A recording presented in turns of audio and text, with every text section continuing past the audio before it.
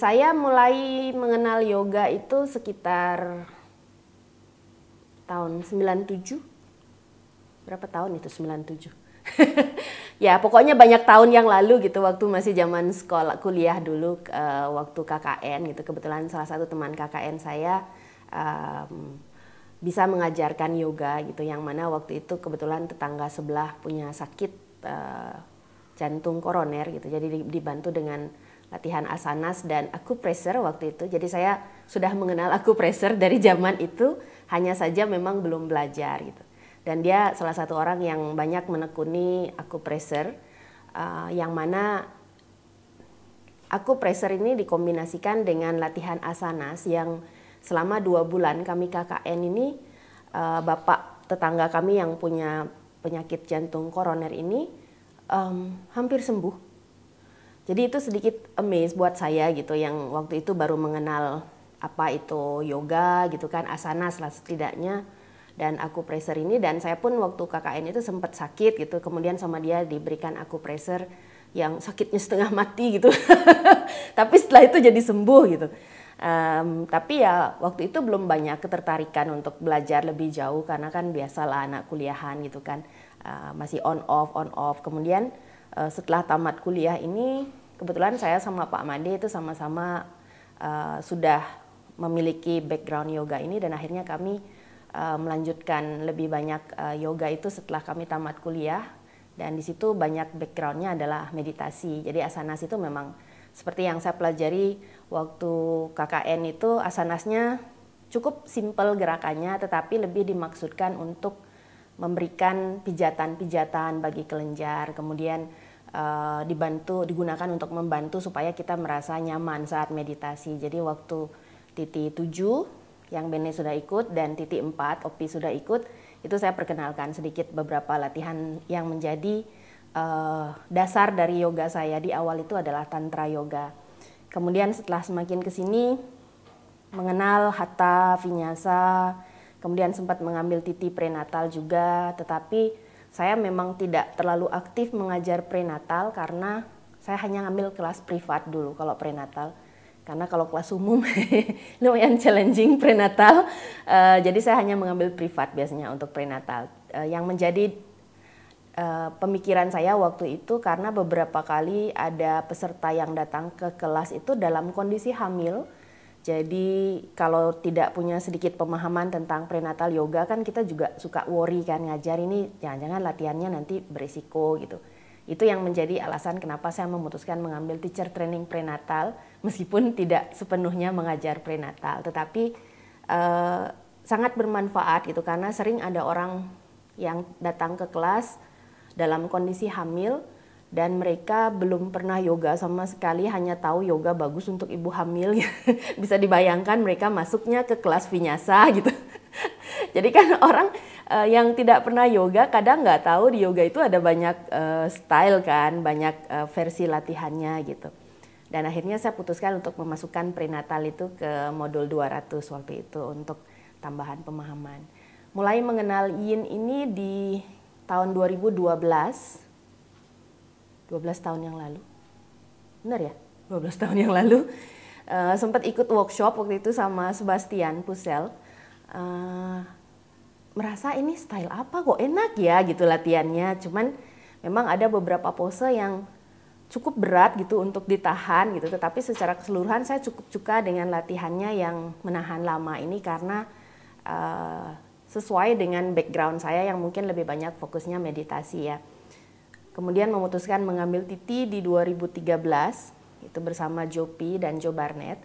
Jadi waktu itu Paul Grilly yang awal memperkenalkan latihan ini dengan Taoist Yoga, kemudian akhirnya kita kenal dengan Yin Yoga, itu sudah tidak banyak melakukan traveling ke Asia.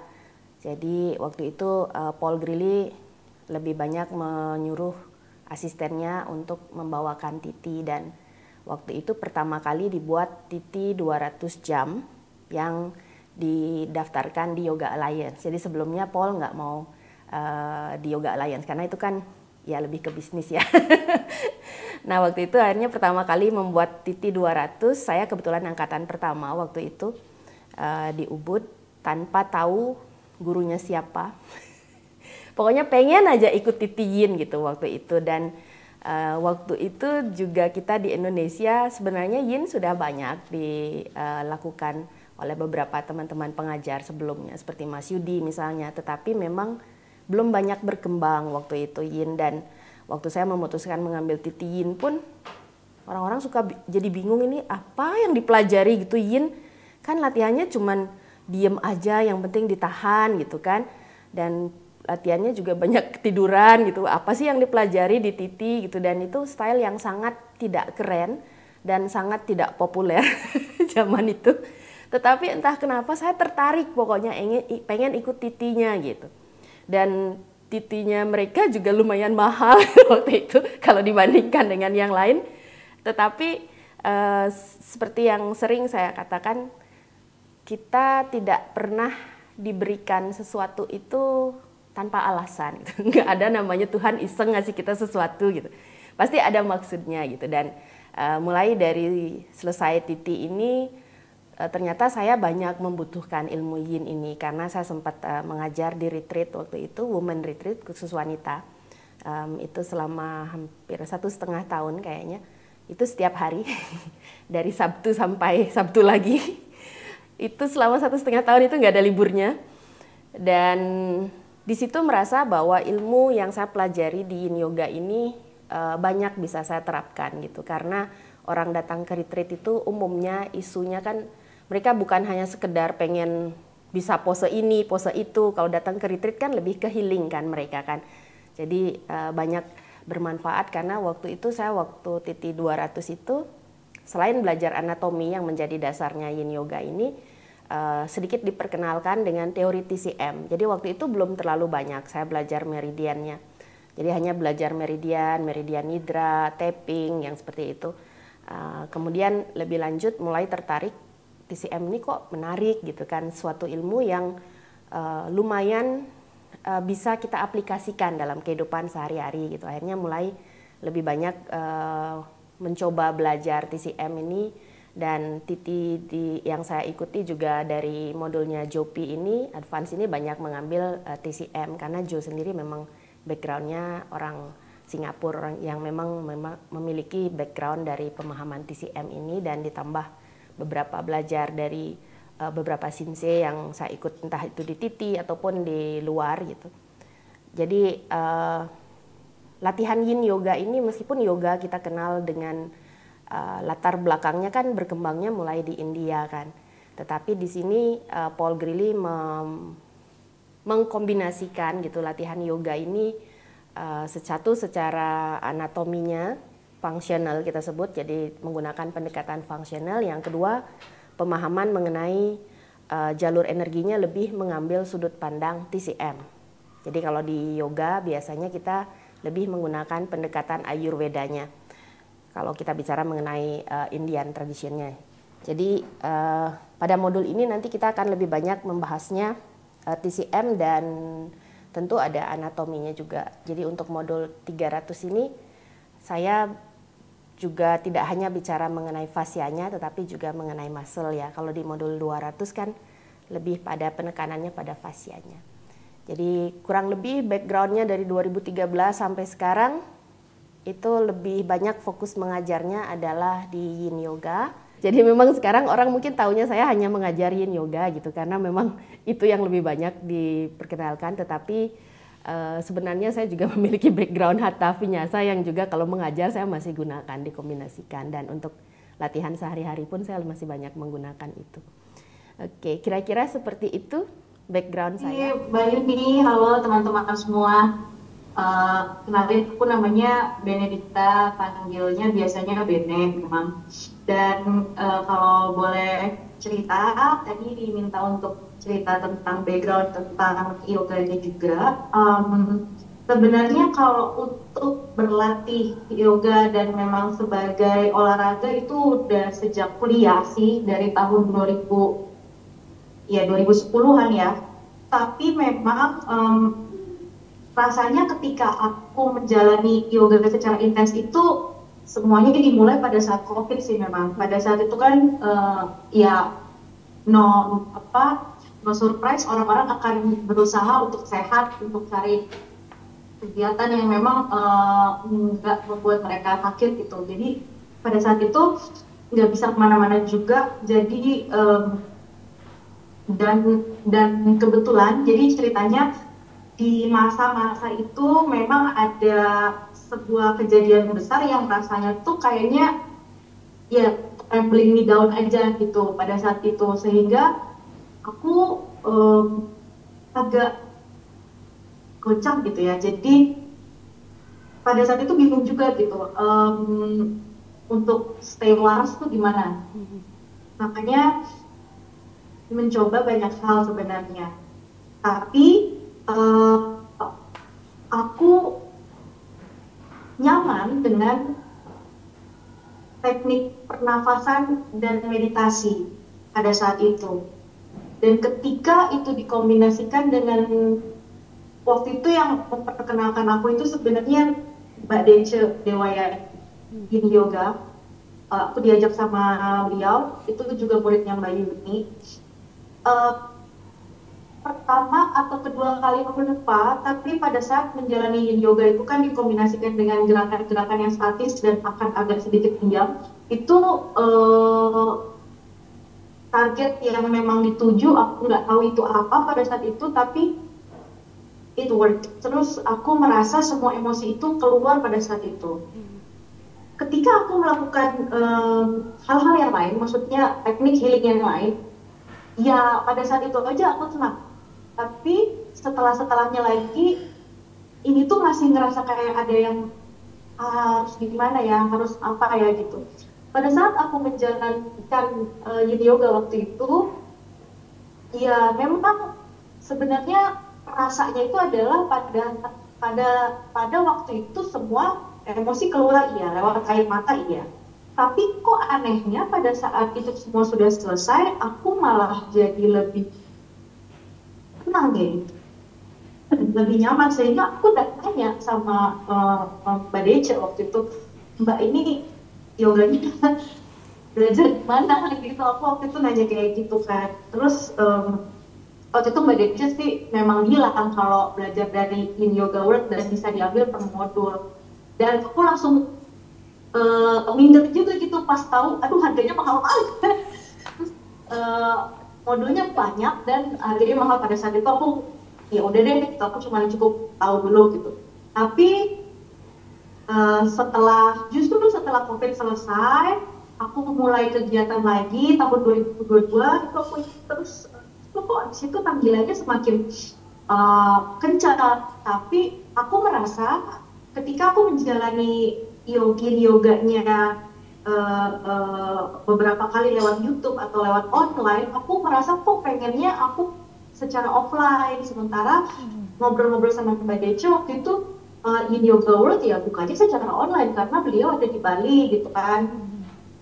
Ya aku sejalannya aja, aku iseng mencari-cari di mana ya aku bisa belajar offline. Ternyata jodoh juga yang menuntun aku pada saat itu lagi ada buka modul terkait dengan Hatha Yin Yoga, yang sekolah Yin Yoganya itu di Cibubur dekat Bekasi, dan rumahku kan di Cibubur ya. Jadi aku kayak ini di mana? Kok bisa dekat rumah dan ada Yin Yoga? Sementara aku ngerasa Yin Yoga itu waktu itu di Jakarta, kalau misalnya offline, aku lihatnya di Jaganata aja gitu. Terus aku ngeliat ini gimana ya? Terus aku cari dan aku hubungi orangnya. Ternyata namanya Mbak Yuli dan nama sekolahnya Yula Yoga. Ya memang jodoh kali ya. Sebenarnya Mbak Yuli itu modulnya Hatha Yin. Jadi setengah Hatha, setengah Yin. Tapi pada saat aku mendaftar, itu Mbak Yuli bilang, ini kita udah jalan modul Yin ya, jadi kamu ikut Yin dulu, nanti baru kamu balik ke Hatha kayak gitu. Terus aku kayak, oh ya udah, itu yang aku cari.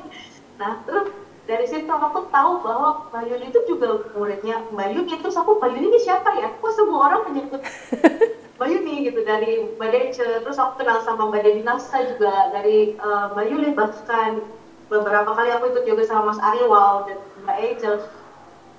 aku kayaknya akhirnya mencari tahu tentang Yoga World. Tapi pada saat itu kan aku sudah masuk di modul 200 jamnya bersama Yoga Yoga, di mana Mbak Yuli ada benarnya waktu itu bilang kalau kamu cuma belajar game, kamu nggak akan tahu dasarnya. Maksudnya kamu juga harus belajar kata, kamu harus belajar Sanskrit, kamu harus belajar banyak hal, dan itu semua ada di 200 hours. Jangan cuma ngambil, kamu bisa ngajarin kalau udah 50 hours aja, tapi pasti kamu akan lebih pede kalau kamu ngambil semuanya. Akhirnya aku fokus dulu di situ, Mbak Yuni. Jadi background aku itu adalah kata, lalu habis itu il. Nah di situ aku ketemu sama Nadia, makanya aku udah kenal duluan sama Nadia sekarang ini. Ternyata Nadia juga suka dengan meditasi, dan situ kita nyambung, suka ngobrol. Nah, saat ini setelah aku menyelesaikan 200 hours, dan aku sebenarnya agak surprise ya pada saat itu, karena aku bisa diterima sama Mbak Yuli. Aku yang nggak seperti orang lain, sama Mbak Yuli juga bisa diterima, nggak seperti orang lain yang aku mungkin secara full time memberikan semua fokus dan energinya ke sini. Aku masih terbagi dua dengan apa yang aku kerjakan setiap hari. Dan aku tidak bisa memilih karena aku suka dua-duanya, apa yang aku kerjakan setiap hari dan apa yang aku lakukan karena aku menemukan pada saat aku di healing journey ini, aku suka dua-duanya ini. Aku masih mau menjalankan keduanya, dan aku berpikir kalau aku udah training tapi aku tidak mengajar, aku pasti akan lupa gitu. Nah akhirnya surprise ini setelah aku lulus dari 200 hours itu, aku mencoba pede aja untuk melihat di dekat rumahku ada studio yoga yang membernya udah banyak, tapi dia tidak punya kelas yoga. Ya udah, aku coba hubungin ownernya, terus aku menawarkan diri, aku bilang aku lulusan dari apa namanya Yoga Yoga School. Mereka punya banyak guru yoga yang lulusan dari Purinawa. Nah, tapi ternyata di situ juga ada beberapa guru yin yoga yang ngajar hatha juga. Ternyata di situ ada Mbak Nataya, yang Mbak Dayu gitu, dan Mbak Nataya pun ternyata muridnya Mbak Yuni kayak gitu. Jadi entah kenapa circle aku itu semuanya mengerucut gitu. Jadi memang aku merasa aku ada di jalan yang benar sih saat ini gitu. Jadinya apa yang aku rasa aku temukan efektif untuk menyembuhin aku secara tahu kok tiba-tiba muncul medicine-nya, secara meridiannya, secara energinya, secara pose yin yoganya, secara emosi dan batinnya, secara organ yang berhubungan dengan emosinya, itu aku ambil semua, dan ternyata aku dikasih kesempatan untuk boleh nge-share ini lagi gitu, ngebalikin karmanya lagi gitu. Dan menurut aku itu sebuah syukur sih, sebuah kesempatan baik untuk aku nggak ngoyo untuk pengen bisa dikenal banyak orang di sana sini, enggak. Yang penting ini bisa aku balikin, dan aku terus mengupgrade apa yang aku pelajarin supaya orang tuh ya nggak stuck di situ, seperti aku juga nggak stuck di situ gitu lagi. Nah itu, jadi saat ini aku sudah mengajar yin yoga di satu studio namanya Dua Studio. Nah di situ ada Mbak Nataya juga. Terus aku ngajar hatha yoga kalau ada lagi ada membernya setiap hari Rabu sore, tapi biasanya memang agak jarang juga. Jadi aku lebih banyak ngajar yin yoga saat ini. Nah gitu, jadi itu background yoga aku. Terima kasih kesempatannya udah boleh cerita. Terima kasih. Oke, selamat pagi semua. Pagi. Perkenalkan, saya Novi. Saya dulu itu suka ikut kelas yoga, terus tiba-tiba dapet yin yoga di kelas. Ini yoga apa sih gitu, kayaknya asik banget. Terus ya udah, karena di kelas reguler itu kan kita nggak dapetnya utuh. Kalau saya mau dapetnya utuh, jadi saya cari ini sumbernya dari mana. Akhirnya ikut yin yoga 200. Terus udah gitu, tapi belum puas, jadi masih ikut hatha lagi 200 di Yoga Live. Masih belum puas juga, kayaknya keinginan buat belajar tuh terus menerus gitu. terus nyasar juga ke Inside Flow, dan akhirnya balik lagi ke Yin Yoga yang modul 6. Mulai sih dari modul 5, cuma udah ketinggalan, jadi ya kita mulai di modul 6. Gitu aja sih. Nggak ketinggalan, nanti ada lagi. Cuman belum aja. Ini modulnya agak ngacak urutannya. Bene juga ngikutnya dari 7 dulu ke 6, maunya sih ke 5, cuman kemarin pertimbangan saya karena modul 5 itu kan saya biasanya belakangan ini suka collab sama Komul kan. Nah, Komul juga kebetulan lagi sibuk. Terus saya pikir nanti aja deh belakangan yang 5 gitu. Kalaupun memang Komul nggak bisa, sebenarnya dulu modul 5 itu saya sendiri. Tapi setelah waktu itu Komul ikut modul 5 gitu. Terus saya lihat kok Mul ini potensinya banyak di Qigong ya. Mul terusin Qigongnya Mul. Jadi Mul yang ngajar Qigong. Kalau saya nggak terlalu gitu untuk Qigong itu tidak belajarnya terlalu banyak gitu. Akhirnya Komul yang banyak memperdalam Qigong dan akhirnya mengisi di titik 5 gitu setelah banyak ngajar Qigong. Mungkin tahun depan ya. Oke. Thank you, Pi. Pagi teman-teman semua, pagi Mbak Yuni. Pagi. Luar biasa ya perkenalannya. Kalau cerita sedikit tentang perjalanan yoganya dari 2019, memang sudah mengenal yoga. Kalau sebelumnya di SMA memang sudah lebih bela diri ya kalau dulu. Suka bela diri. Bela diri olah nafas. Nah kebetulan sedikit dikasih tahu sama gurunya tentang olah nafas dan bagaimana efektifnya. Tapi ya itu komunitas SMA ya. Sudah lama melakukan buana sampai akhirnya Tuhan anugerahi sakit. Saya diabetes survival. Jadinya ketika jenuh dengan obat dokter, saya ingat lagi gitu waktu di pelajaran itu kan pernah dikasih tahu bahwa tubuh kita tuh amazing gitu. Jadi memang tahu tapi belum paham dan belum mengerti bahkan mungkin sampai saat ini. Sampai akhirnya saya pilih yoga sebagai alternatif untuk pengobatan. Nah pertama kenal dengan guru yang mengajarkan hatha dengan latihan bareng, ngikutin jadwal sanggana dan lain-lain. Sampai akhirnya kan kadang-kadang jadwalnya suka nggak cepat sama kita ya. Kitanya lagi butuh olahraga, tapinya lagi nggak ada jam. Akhirnya saya putuskan kayaknya pengen dengan bisa latihan sendiri di rumah, dengan tahu urutannya bagaimana. Akhirnya ketemu sama satu sekolah yang dekat, yang waktunya juga bisa saya ikutin di Sabtu atau Minggu gitu, ternyata ada di hari Minggu dan ketemu sama Mbak Yulai.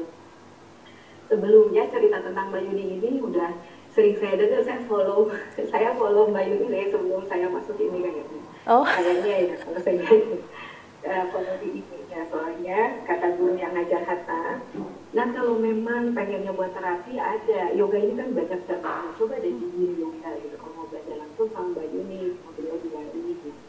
Terus saya bilang, oh iya gitu, sama sih kayak gini pas ngeliat, pengen lumayan ya gitu ya.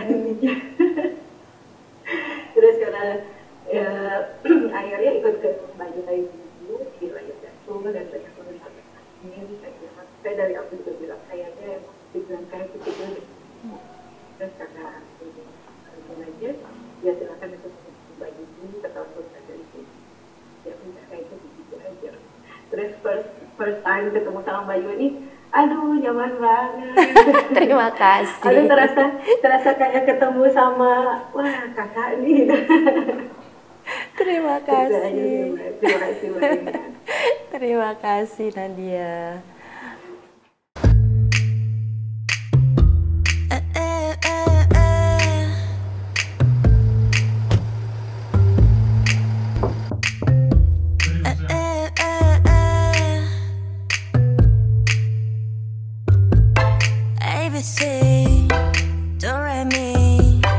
만큼 착했던 나